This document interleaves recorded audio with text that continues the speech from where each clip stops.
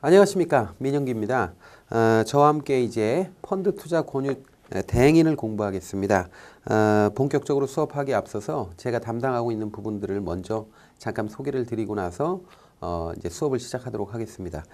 여러분들 함께 공부할 교재는요, 일단 여러분들이 가지고 계신 교재가 이런 교재가 돼야 됩니다. 그리고 요거 말고 제가 이제 3과목은 또 얇은 교재가 하나 있어요. 그거는 이제 부동산 펀드에 관련되는 거니까 이렇게 두 권으로 되어 있습니다. 우리 자격 시험이요. 그래서 그 교재 두 권을 가지고 수업을 한다라는 말씀을 먼저 드리고요.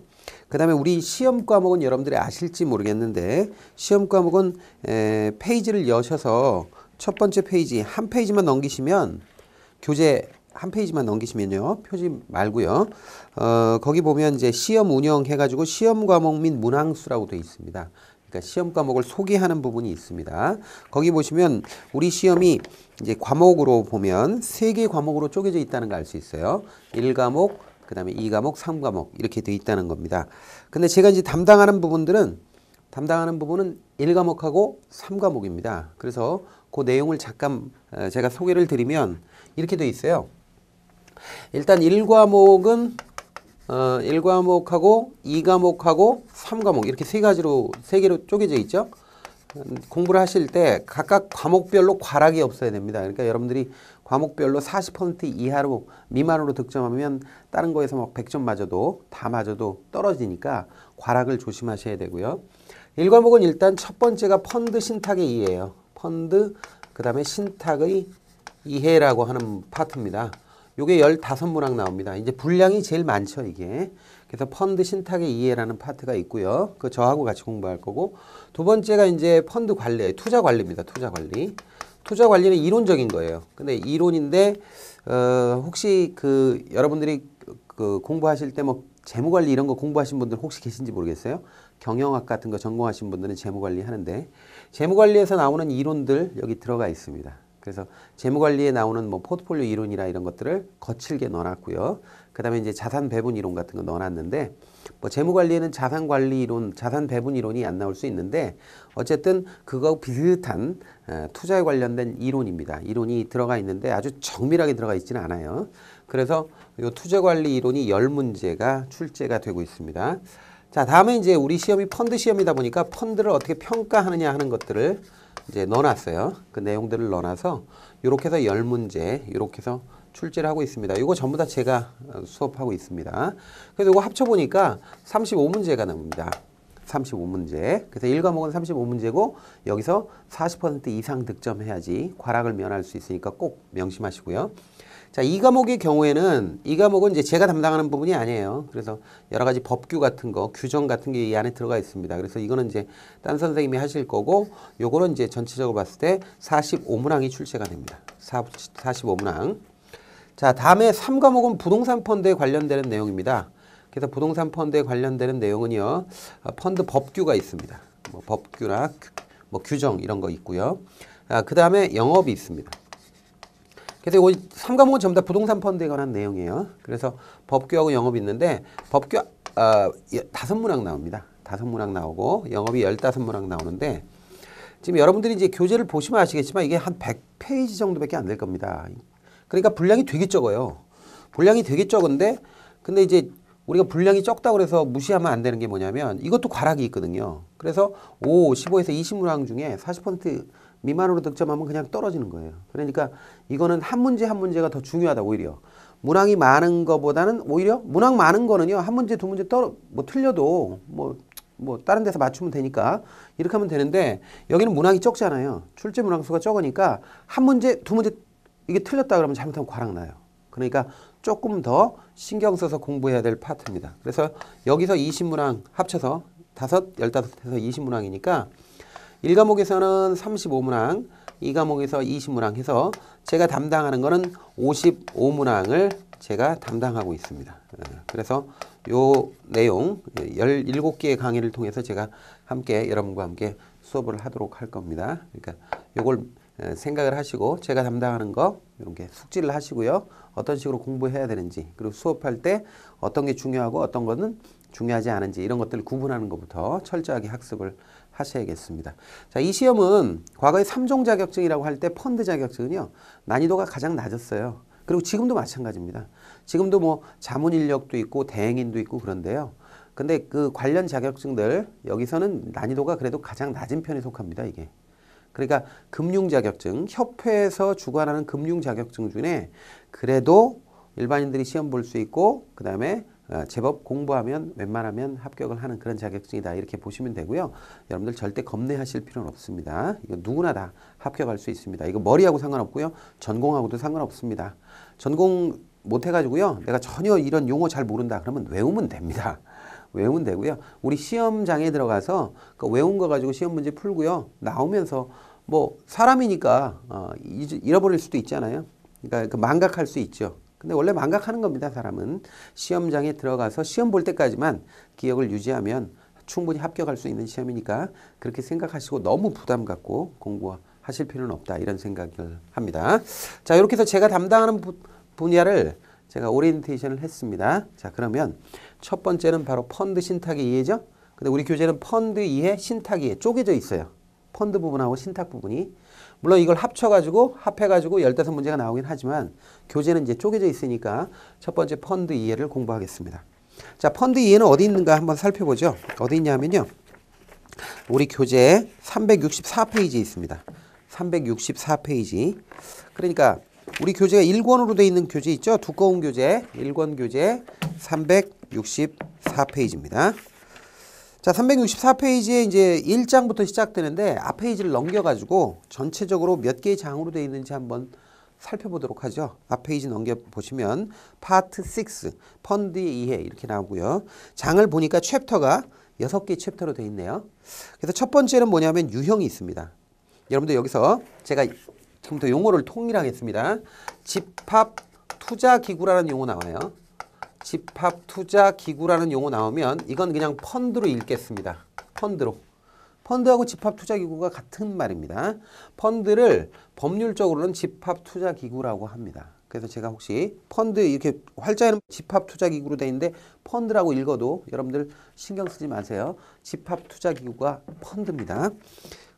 그럼 첫 번째가 펀드 유형이죠. 두 번째가 펀드의 종류입니다. 그 다음에 세 번째가 특수한 형태의 펀드입니다. 네 번째 장은 일반적 분류에 의한 펀드입니다. 그 다음에 부동산 펀드입니다. 그 다음에 특별자산 펀드입니다. 이렇게 돼 있어요. 그런데 부동산 펀드는 이건 뭐냐면 3과목에서 다뤄요. 그러니까 이 3과목이 부동산 펀드에 대한 내용이에요. 이게 부동산 펀드예요.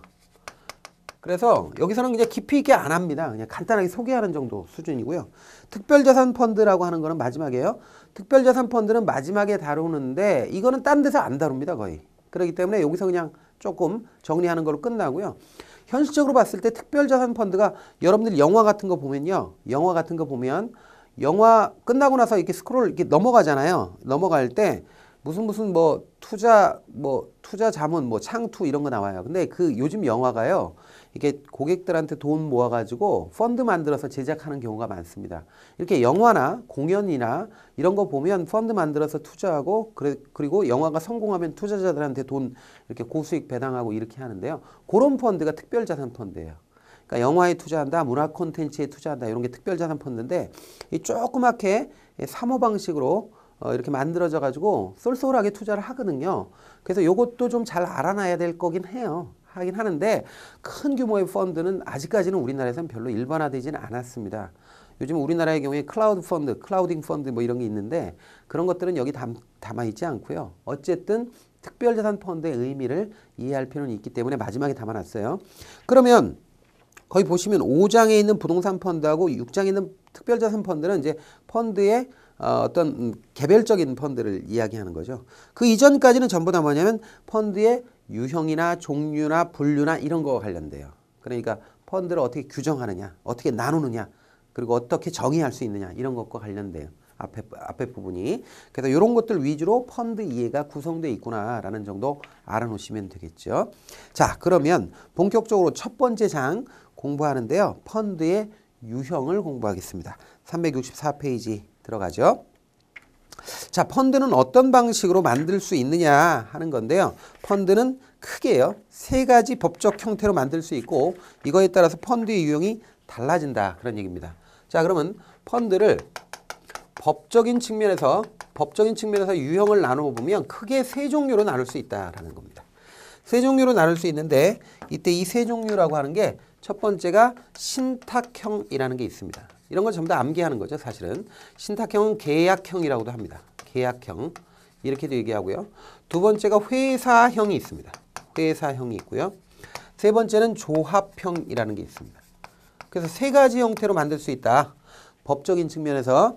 그러면 신탁형은 어떤 거냐면 대표적인 게 무슨 투자 신탁 이렇게 나와요. 무슨 투자 신탁이라고 이름을 붙여줍니다.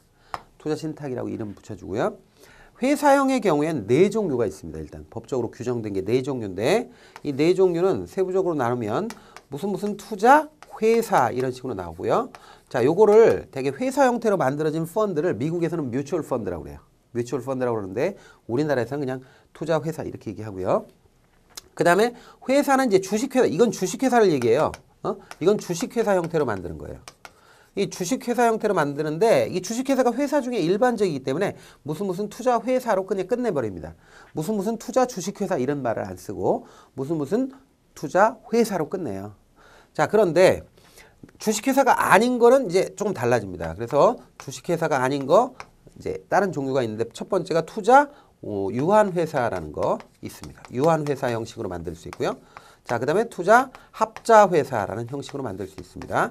가끔가다 기출문제에서요. 주의할 건 투자 한명회사 이렇게 나오면 투자 한명회사가 있다 이런 식으로 나오잖아요. 그럼 무조건 틀립니다. 한명회사라는 건 없습니다. 한명회사 형식으로 못 만들어요. 그 다음에 투자 유한 책임회사라는 거 있습니다. 이거 거의 이런 걸로 만들지 않는데 어쨌든 허용은 돼 있습니다. 그래서 네 가지 형태가 있다. 투자회사, 투자유한회사, 투자합자회사, 투자유한 책임회사 이렇게 만들 수 있는데 뭐 이렇게 허용할 수 있는 범위를 얘기한 거예요. 자, 그 다음에 조합형으로 펀드 만들 수 있는데요. 자, 첫 번째는 뭐냐면 투자합자조합이라는 게 가능합니다. 합자조합, 투자합자조합, 조합 형식으로 만들 수 있어요. 그 다음에 투자익명조합 이런 식으로 만들 수 있습니다. 그런데 조합으로는 거의 안 만들죠. 하여튼 현실적으로는. 자, 그러면 이렇게 해가지고 우리가 이제 유형별로 크게 나눠서 카테고리별로 나눠서 세부적인 종류가 뭐가 있는지 봤는데요. 우리 펀드는요. 압도적으로 어떤 형식으로 만드냐면 투자 신탁으로 만들어요. 거의. 투자 신탁이 압도적으로 많습니다. 그 다음에 부동산 펀드나 특별자산 펀드 같이 뭐 자산을 취득했다 팔았다 뭐 취득했다가 나중에 판매했다 이런 거는 법적 주체로 법인격이라는 게 있어야 되거든요. 법인격이 있으려면 회사 형태로 해야 돼요. 이럴 경우에는 투자회사로 만들죠. 그래서 우리 펀드는요. 거의 대부분 투자신탁 아니면 투자회사입니다. 둘 중에 하나입니다. 거의 대부분. 뭐 이런 걸로는 거의 안 만들어요. 거의 안 만들고 허용은 돼 있는데 일반적으로 만드는 형태는 아니에요.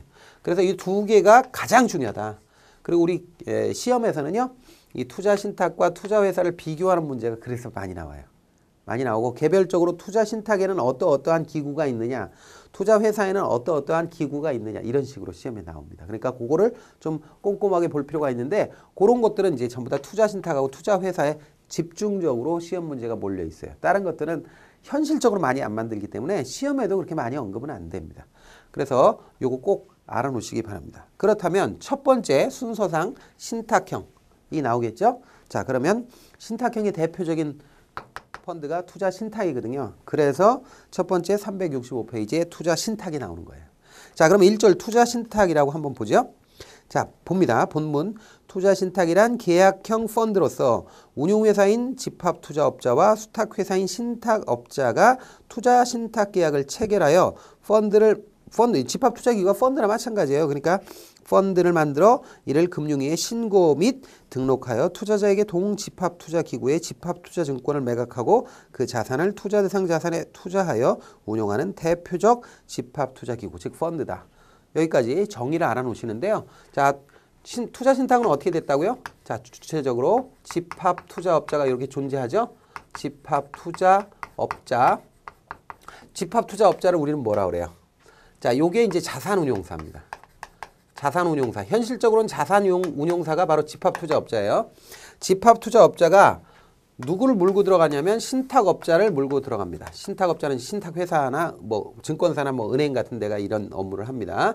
신탁업자를 물고 들어가서 신탁계약을 작성합니다.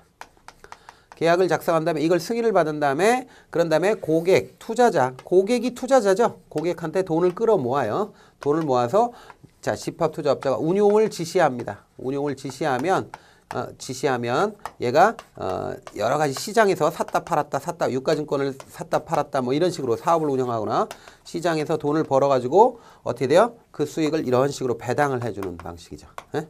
수익을 분배해 주는 거예요. 수익을 분배해 주는 방식을 쓰는 거예요. 고객한테.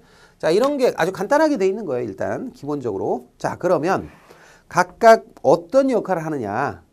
각각이 제가 아주 단순하게 집합투자업자, 신탁업자, 뭐 고객 이런 것만 했는데 이거보다 더 많은 이해관계인이 지금 여기에 참여해요. 그러니까 그거는 알아놓으셔야 된다는 거예요. 그래서 그 핵심적인 이해관계자가 누구냐, 여기에 참여하는 참여자가 누구냐, 그리고 그 역할은 무엇이냐가 시험 문제예요. 자, 그러면 다음 단락에 보면 이런 게 나오죠. 투자 신탁에 관련 회사인 집합투자업자, 그다음에 신탁업자 및 판매사. 그러니까 고객은 판매사를 통해서 매입을 하는 거고 그다음에 환매를 하는 거거든요. 이 사이에 판매회사가 있어요. 근데 판매회사는 그렇게 중요한 건 아니에요. 그러니까 판매 수수료만 먹고 대신 팔아주는 거니까 판매사는 투자 신탁 제도에서 각각 다음의 역할을 수행하고 그 수행하는 역할의 결과로 투자 신탁이 유지 가능하게 된다. 그러면 일단 가장 큰 게 뭐냐면 집합투자업자하고 그 다음에 신탁회사하고 그 다음에 수익증권인 펀드를 사고 팔 때 이게 대신 사주고 대신 팔아주고 그 환매 요구에 응해 대신 돈 내주는 회사가 판매회사거든요. 이 판매회사 역할을 한번 살펴보죠. 집합투자업자는 뭘 할까요? 투자신탁의 설정과 해지를 합니다. 법적으로 봤을 때 얘가 운용의 주체가 되는 거예요. 그래서 2번 보면 운용하고 운용 지시하죠. 그렇죠? 자, 그 다음에 이제 신탁업자는 투자신탁재산의 보관 및 관리를 합니다. 여기서 주의할 건 뭐냐면 고객이 돈을 판매회사를 통해서 돈이 들어가잖아요. 돈이 들어갈 때 집합투자업자에게 직접 들어가는 게 아니에요. 그럼 얘가 예를 들어서 횡령을 할 수도 있고 지 멋대로 운용할 수도 있어요. 그래서 항상 집합투자업자가 아니라 신탁업자라고 하는 자산보관업자한테 돈을 맡기는 거예요. 자산은. 그래서 펀드 재산은 다 일로 몰려요. 그리고 얘는 뭐예요? 집합투자업자의 지시를 받아서 운용을 대신 해주는 겁니다. 자, 그러면 2번 보면 운용 지시에 따른 자산의 취득 및 처분의 이행을 하죠. 그 다음에 3번에 보면 운용 지시에 따른 환매 대금 및 이익금을 지급하죠. 운용 지시, 근데 4번 되게 중요합니다. 4번의 별표. 자, 집합투자업자의 투자신탁재산 운용 지시 등에 대한 감시에다 동그라미. 여러분들 있잖아요. 신탁업자는요. 집합투자업자에게 운용 지시를 받지만 얘가 잘못 운용 지시를 하잖아요. 그러면 잽싸게 신고해야 됩니다. 잽싸게 금융감독당국에요. 얘가 잘못 운용하라고 지시하는데요. 얘가 불법적인 지시를 하는데요. 하면서 이게 신고해야 돼요. 고발해야 돼요. 그러니까 신탁업자는 운용 지시도 받지만 집합투자업자가 정관에 나와 있는 대로 또는 신탁계약서에 나와 있는 대로 올바르게 지시하고 있는지 감시도 해야 돼요. 감시. 여러분들 감시한다는 거 굉장히 중요해요. 자, 그 다음에요. 투자신탁재산에서 발생하는 이자, 배당, 수익금, 임대료 같은 거 수령하고요. 신주도 수령하고요. 상환금도 수입하고요. 운용이자도 받아먹고요. 다 이런 거 한다는 거예요. 그러니까 운용 지시를 받아서 운용도 하지만 거기서 생기는 여러 가지 수익 같은 것도 신탁업자들이 다 받아서 신탁재산을 전체적으로 관리하는 겁니다. 전체적으로 관리합니다. 자, 그 다음에 이제 판매회사, 이 중간에서 신탁업자가 직접 판매하는 게 아니라 뭐 은행 같은 데나 증권사 같은 데다가 너네들 이거 팔아줘. 팔아주면 내가 수수료 줄게. 판매 수수료 줄게 하면서 이렇게 위임해서 대신 팔아주는 회사를 지정해요. 이게 판매회사예요. 근데 판매회사는 하는 거 뭐 뻔한 거죠. 수익증권인 펀드를 판매하거나 판매회사니까 또 나중에 고객이 나 이거 있잖아요. 이제 그만할래요. 펀드 이거 돈으로 물러주세요. 그러면 돈으로 물러주는 거. 이걸 환매라고 합니다. 환매 업무 하겠죠. 돈 받고 돈 내주고 이런 일을 한다라는 거죠. 이게 다죠, 사실. 자, 그래서 판매회사 보면 판매하고 환매한다. 자, 그림 나와 있으니까 한번 보시면 되겠고요. 자, 그 다음에 우리가 중요한 게 있어요. 중요한 게 뭐냐면 바로 집합투자업자하고 신탁업자가 신탁계약서를 작성함으로써 펀드가 설정되는 거거든요. 그러면 이 계약서가 도대체 뭐냐 이거죠. 요 굉장히 중요하다 하는 거고 이 계약서, 신탁계약서가 바로 자산운용에 대한 핵심적인 내용 이런 것들을 규정한 건데 이걸 지들 마음대로 바꾸면 안 되겠죠. 그래서 신탁계약서에서의 신탁계약 그 내용을 어떻게 변경하느냐 하는 것들을 알아놔야 됩니다. 자, 그럼 한번 보죠. 자, 신탁계약을 변경할 경우에는 집합투자업자는 신탁업자와 변경계약을 체결해야 하며 그 변경 내용이 다음에 해당할 경우에는 반드시 수익자 총회의 결의가 필요하다. 여러분들 보세요. 자, 고객이 돈을 투자하고 이익을 분배받는데 이 고객이 굉장히 중요한 사람이죠. 이 고객은 자신의 이익을 지키기 위해서 수익자 총회라는 거 이런 것들을 만들게 되는데 이 수익자 총회가 바로 최고 의결 기구입니다. 사실은 돈을 투자한 투자자들의 모임, 이 법적으로 봤을 때는 요 수익자 총회가 최고 의결 기구죠. 그러니까 신탁 계약이 굉장히 중요한 거기 때문에 이걸 변경을 집합투자업자하고 신탁업자가 하되 굉장히 중요한 사항은 주인인 수익자 총회에 이거 뭐예요? 결의를 받아서 고쳐야 돼요. 아무렇게 하면 되고. 그래서 이거 중요한 거는 이제 수익자 총회의 결의를 받아야 되는데 자, 요때 그 결의를 받아야 될 중요한 건 뭐냐? 자, 첫 번째 보수나 수수료 인상이죠. 자, 신탁 보수나 수수료 또는 뭐 펀드 운용 수수료 이런 보수나 수수료의 인상과 관련되는 건 허락을 받아야 돼요. 왜? 얘네들이 수익자들이 돈을 내는 거잖아요. 그런데 인상에 대해서는 허락을 받아서 결의가 필요한데 인하는 필요할까요? 안 필요할까요? 필요하지 않습니다. 인하 같은 거는 그냥 내리면 됩니다. 이건 수익자에게 좋은 거잖아요. 그러니까 그냥 내리면 돼요. 허락받고 내릴 필요 없습니다. 자, 그 다음에요. 신탁업자를 변경한다든지 그 다음에 계약기간을 변경한다든지 투자신탁의 종류를 변경한다든지 주된 대상자산, 투자 대상자산을 변경한다든지 집합투자업자를 변경한다든지 환매금지형 투자신탁이 아닌 투자신탁의 환매금지형 투자신탁으로 변경한다든지 자, 보세요. 7번도 주의하세요. 환매금지형 펀드가 아닌 펀드를 환매금지형으로 바꾸는 거 이건 중요한 거예요. 그거 허락받아야 돼요. 그런데 환매금지형인 걸 환매금지형이 아닌 펀드로 바꾸는 건 괜찮습니다. 환매금지형이 뭐예요? 중간에 돈을 찾을 수 없는 펀드예요. 일정 기간 동안 돈을 못 찾게 묶어놓은 펀드를 환매금지형 펀드라고 합니다. 이해가 되세요? 일정 기간 동안 돈을 못 찾아. 한번 펀드에 투자했잖아요. 그러면 일정 기간 동안 돈을 못 찾는 펀드. 환매가 안 되는 거예요. 이거 환매금지형 펀드는 요거 환매금지는 이게 수익자한테 불리한 거죠. 수익자가 돈을 찾고 싶은데 못 찾는 거 아니에요. 그러니까 이렇게 수익자에게 불리한 걸로 바꿀 때 원래 환매금지형이 아니었던 펀드를 환매금지형으로 바꿀 때는 결의가 필요합니다. 근데 거꾸로는 결의 필요 없습니다. 자, 그 다음에 8번 환매대급 지급일의 연장. 이것도 역시 수익자에게 불리한 거니까 결의 받아야 돼요.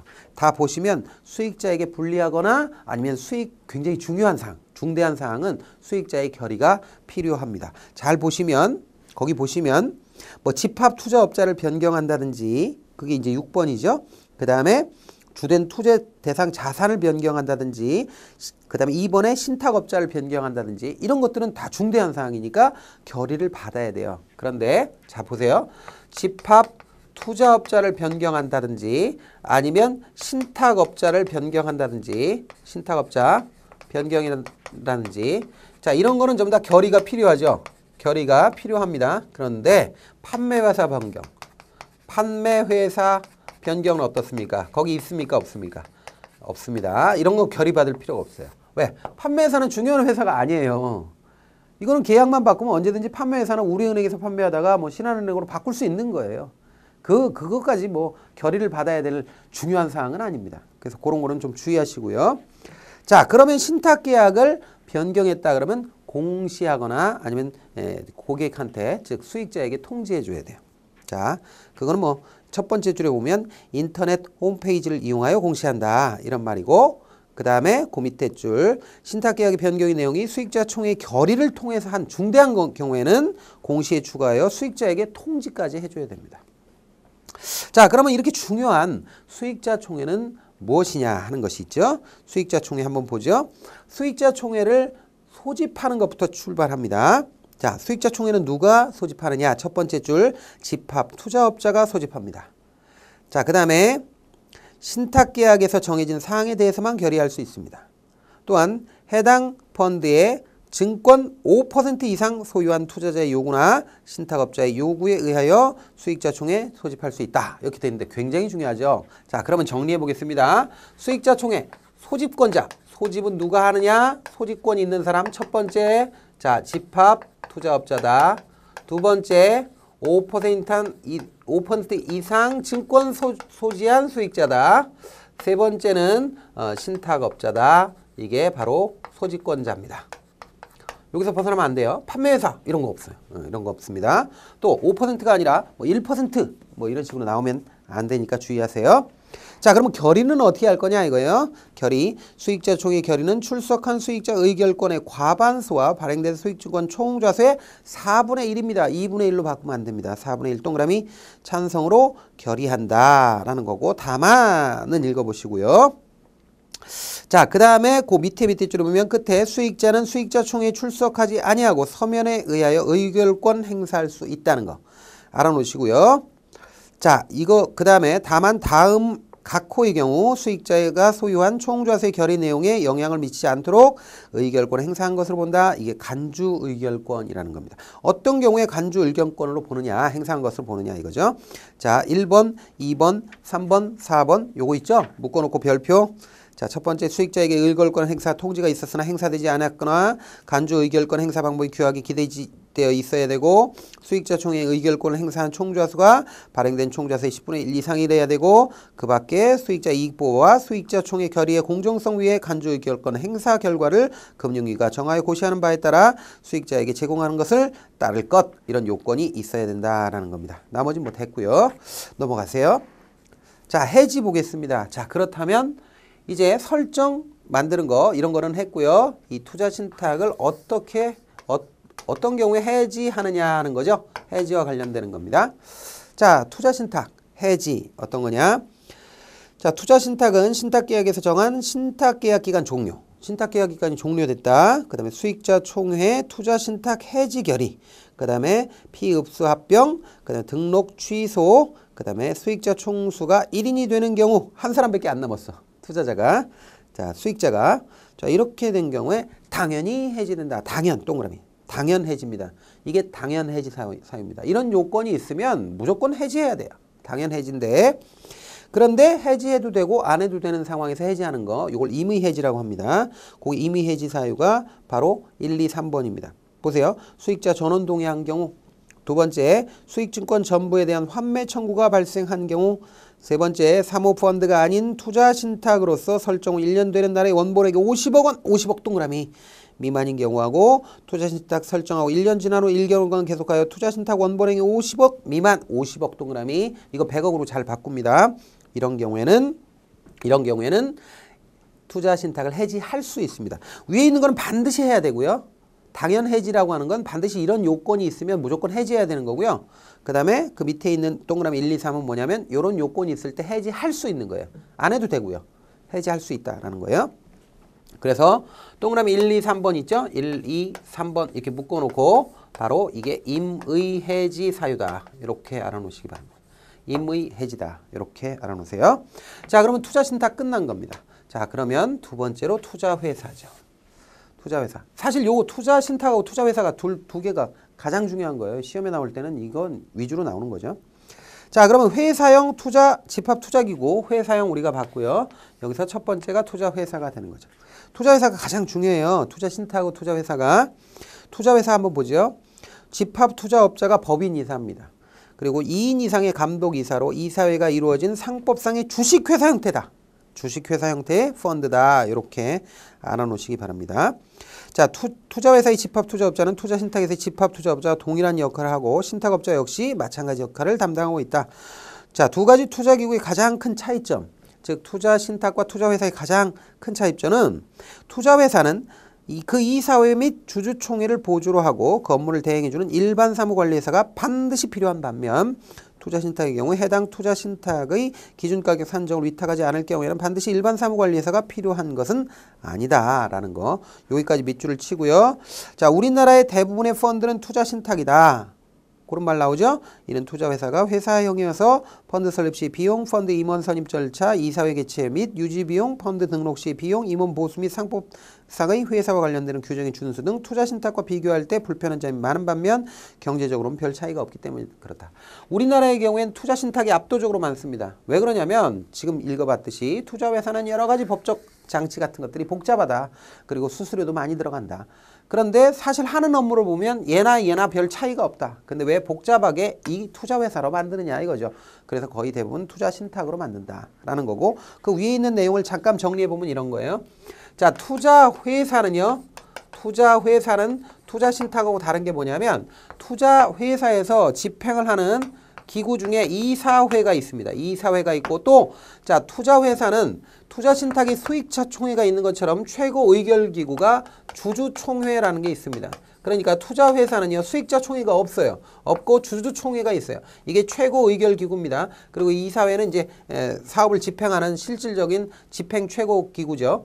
자, 그래서 이 두 개의 기구가 있다. 그리고 핵심적으로 중요한 건 투자회사는 바로 일반 사무관리회사가 있다는 거예요. 일반 사무관리회사는요 거의 대부분 투자신탁에는 없어요. 투자신탁에는 일반 사무관리회사를 둘 이유가 별로 없습니다. 둬도 되긴 하는데 둘 이유가 별로 없어요. 왜냐하면 이 투자회사는 일반 사무관리회사예요. 관리회사를 둬야 되는 게 뭐냐면 이 투자회사의 경우에 법적인 장치가 좀 복잡하죠. 그렇기 때문에 주주들한테 주주총회 뭐 소집에 대한 통지라든지 아니면 배당금이 나왔을 때 배당 통지라든지 이런 사무 업무를 해야 돼요. 이 사무 업무를 하기 위해서는 이 회사 자체가 투자회사라고 하는 펀드는 서류상의 회사이기 때문에 상근 임직원이 없기 때문에요. 그러니까 이런 사무 업무를 대신 해줄 기구가 필요하고요. 이게 바로 외주를 준 일반 사무관리회사가 필요한 이유입니다. 그래서 일반 사무관리회사는 투자회사에서 꼭 필요한 기구다. 이렇게 알아놓으시면 되겠죠. 자, 그래서 투자회사하고 투자신탁을 여러분들 표로 정리해놨어요. 그 370페이지 있죠? 그래서 투자신탁은 계약관계다. 투자회사는 회사 형태다. 그 다음에 당사자는 그 2의 당사자 보세요. 집합투자업자, 신탁업자, 수익자, 투자매매업자, 중개업자. 이게 중개업자가 판매회사죠. 근데 회사는 말이죠. 투자신탁하고 좀 다른 게 있죠. 뭐가 다르죠? 일반 사무관리회사가 있죠. 일반 사무관리회사 꼭 필요합니다. 자산 소유자, 법률행위 주체 이거 읽어보시고요. 그 다음에 투자기구 관련 의사결정 보시면 집합투자업자가 대부분의 사항에 대해서 의사결정합니다. 투자신탁은 다만 법에서 정한 범위 내에서는 그 중대한 사항은 주주총회에서 결의해야 됩니다. 수익자총회. 그런데 투자회사는 이사회에서 보통 합니다. 그리고 중요한 거는 주주총회에서 의사결정합니다. 다만 실무적으로 집합투자업자가 의사결정 과정에 중요한 역할을 수행한다. 이런 게 특징이죠. 가능한 투자기구 형태가 있는데 그냥 읽어보세요.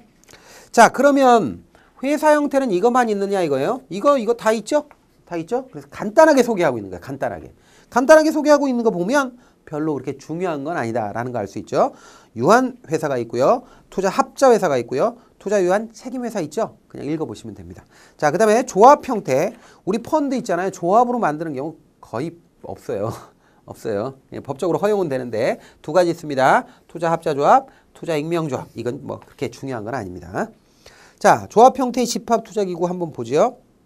조합이란 2인 이상의 특정인이 모여 공동사업을 하거나 영업자가 사업을 영위할 수 있도록 하고 그 사업의 결과를 자금을 출연한 투자자가 취하는 것으로 그 경제적 실질은 투자신탁과 똑같습니다. 하는 일은 사실 신탁하고 똑같아요. 법적 형태만 다른 거죠. 자, 첫 번째가 합자조합이 있습니다. 보세요. 투자합자조합의 설립은 조합계약을 작성하고 집합투자업자인 업무집행조합원 1인과 유한책임조합원 1인이 기명날인 또는 서명함으로써 설립한다라는 게 핵심입니다. 자, 그 다음에 나머지 뭐 쭉 읽어보시면 되겠고요. 아주 복잡한 내용 나오는데 그게 크게 중요한 건 아니에요. 다만 여러분들이 좀 알아놓으셔야 될 게 이런 게 있어요. 자, 다음 페이지에 그 투자익명조합 위쪽으로 해서요.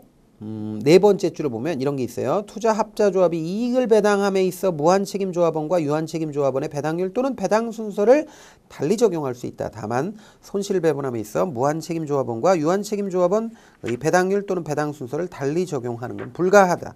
이 굉장히 중요합니다. 굉장히 중요한데요. 자, 요게 뭐하고 똑같으냐 하면 다시 371페이지 보시면 합자회사하고 똑같습니다. 투자 합자 회사도 요런 규정이 있거든요. 자, 그러면 그게 어디 있냐면요. 371페이지에요.